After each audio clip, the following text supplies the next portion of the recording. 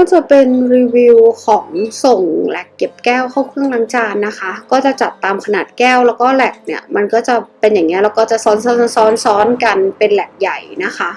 ตามในรูปก็จะเป็นแหลกที่แบบลูกค้าเลือกไว้แล้วอันนี้ก็คือหน้างานนะคะ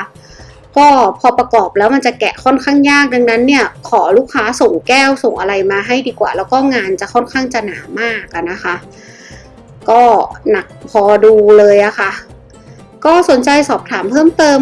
เป็นอีเมลมาหรือว่าไลน์มาหาเราก็ได้นะคะเรามีบริการจัดส่งทั่วประเทศต้องขอบคุณลูกค้าหน้างานด้วยนะคะก็แข็งแรงกันน่าดูนะคะยกของค่ะขอบคุณมากค่ะสวัสดีค่ะ